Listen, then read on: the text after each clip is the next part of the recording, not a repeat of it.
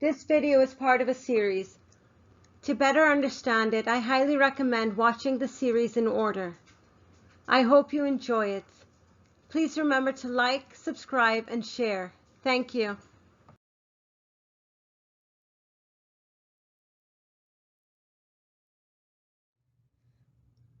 Mariana Francisca was born in Spain in 1563. She was a mystic, stigmatist, and victim soul who willingly suffered most of her life for the conversion of sinners. Our Lord and the Blessed Mother would entrust this selfless soul with messages concerning the fate of the Church and of the world. Our Lord invited Mother Mariana to share in his sufferings and accompany him on the journey of his sorrowful passion. She willingly accepted and presented her with the precious cross of interior sufferings, and she became a victim soul, especially for the 20th century. I will be with you always, he promised her. Unite yourself to my aggrieved heart, and in the company of my most holy Mother, bear these tribulations. Carry with valor and perseverance the cross that I will place on your shoulders for you to bear through your remaining years, which will not be many. For in all times I have need of valiant souls to save my Church and the prevaricating world. Our Lady warned of two things in her messages to Mother Mariana: the infiltration of secret sects into the Church and the apostasy which would accompany the Second Vatican Council, which began in 1962, around the middle of the 20th century. She started receiving apparitions from the age of 9. It was in that apparition that Our Lady revealed to her that she was destined to belong to the Order of the Immaculate Conception in Spain. One day, as she received Holy Communion, our Lord again appeared to her and asked her to leave her home and pick up her cross and follow his will to another country. Not long after, the Catholic nobility of the city of Quito in Ecuador petitioned King Philip II to have an Order of the Immaculate Conception be built. At the approval of King Philip, Mother Maria, who was Mariana's aunt, Mariana and 5 other nuns embarked on their journey. On their voyage, a terrible storm broke out and the sailors feared for their lives.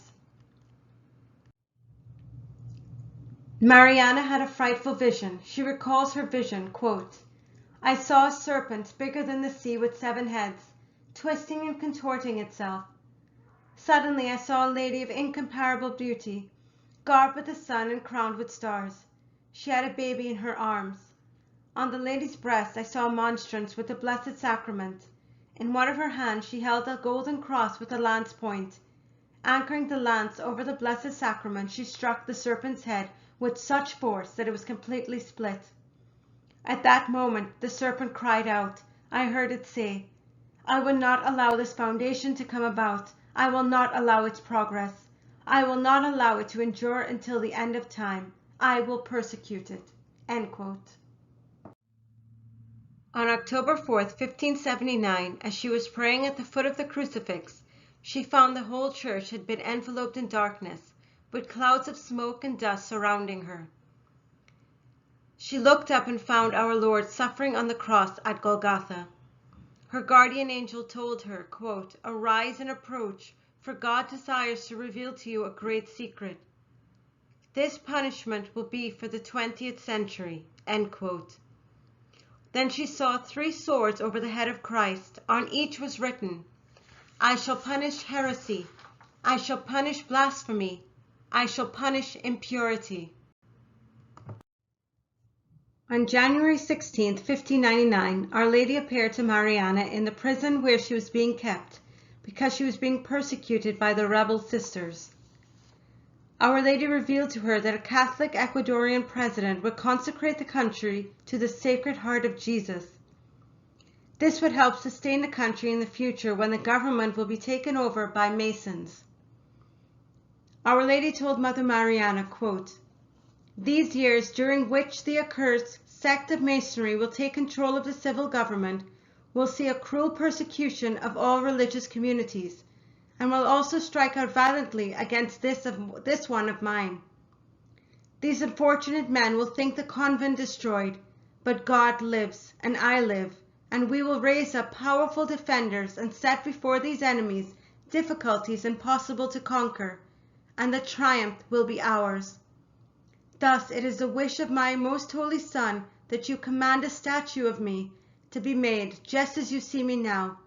In my left arm place my divine child, first so that the men understand how powerful I am in placating the divine justice and obtaining mercy and pardon for every sinner who comes to me with a contrite heart. For I am the mother of mercy, and in me there is only goodness and love." End quote. Early in the morning on January 21st, 1610, Mother Mariana was praying before the tabernacle and saw the sanctuary lights extinguish itself, leaving the room completely dark. Our Lady appeared to her and explained the reason for the extinguished lamp.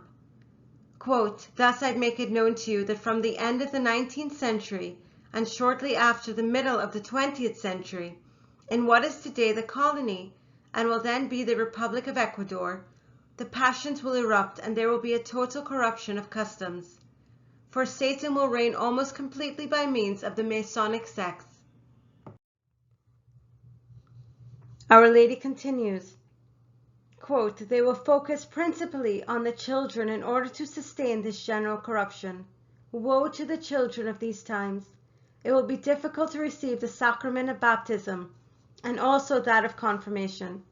Sects, having permeated all social classes, will find ways of introducing themselves into the very heart of homes to corrupt the innocence of children. The children's hearts will be dainty morsels to regale the devil." She continues, "Often during this epoch, the enemies of Jesus Christ, instigated by the devil, will steal consecrated hosts from the churches, so that they might profane the Eucharistic species. As for the sacrament of matrimony, it will be attacked and deeply profaned. The Catholic spirit will rapidly decay. The precious light of the faith will gradually be extinguished. Added to this will be the effects of secular education, which will be one reason for the death of priestly and religious vocations. The sacrament of holy orders will be ridiculed, oppressed, and despised. The devil will try to persecute the ministers of the Lord in every possible way. He will labor with cruel and subtle astuteness to deviate them from the spirit of their vocation and will corrupt many of them. These depraved priests who will scandalize the Christian people will make the hatred of bad Catholics and the enemies of the Roman Catholic and Apostolic Church fall upon all priests.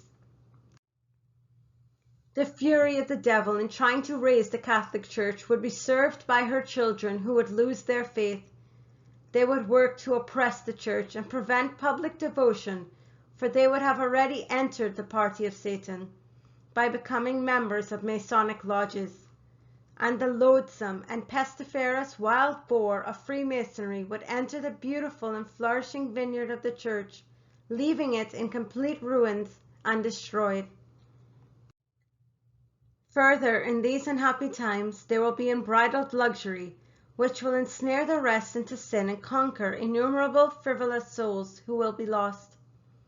Innocence will almost no longer be found in children, nor modesty in women.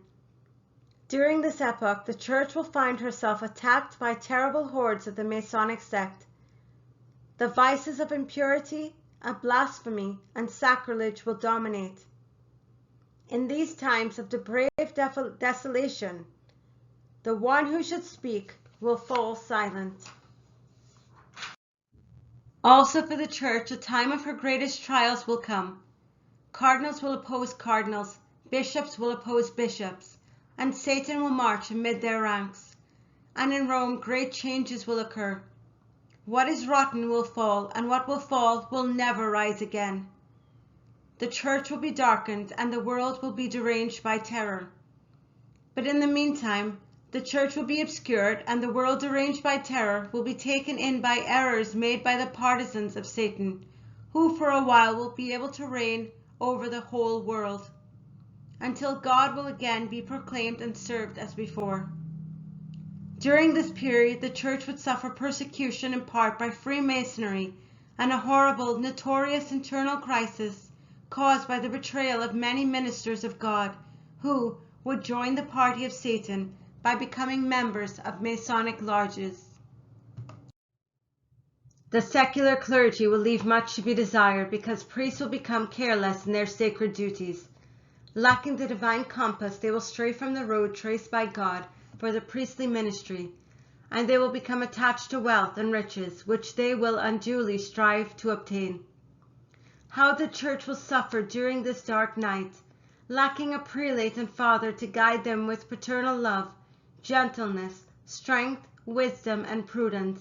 Many priests will lose their spirit, placing their souls in great danger. This will mark the arrival of my hour.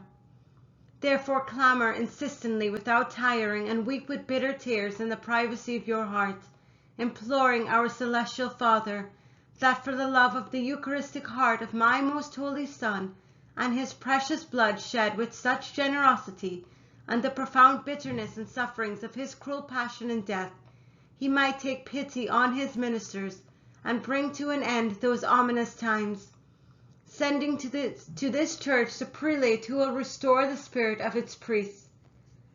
Divine justice sends terrible punishments on entire nations, not only for the sins of the people, but above all for the sins of priests and religious. Deviating from their sublime mission, they will deteriorate to the point where that, in the eyes of God, they are the ones to accelerate the severity of punishment." End quote. Now, what is interesting to note is that in the book of Revelations, St. John was seeing things in the future, in the time that it was occurring, not in his time. Remember, there are no coincidences with God. Everything is aligned and set up for a purpose. Let's look at Revelation chapter 13, verses 1 through 3. "Then I saw a beast with 10 horns and 7 heads rising out of the sea. There were 10 royal crowns on its horns and blasphemous names on its heads. The beast I saw was like a leopard, with the feet of a bear and the mouth of a lion. And the dragon gave the beast his power and throne and great authority. One of the heads of the beast appeared to be fatally wounded, but the mortal wound was healed, and the whole world was astonished and followed the beast." Now this seems to be the same beast who Mother Mariana saw in her vision, the same beast who Our Lady struck and wounded. As a testament to her sanctity, the body of Venerable Mariana is to this day considered incorrupt, and upon the opening of her casket in 1906, it was found to exude the fragrance of lilies.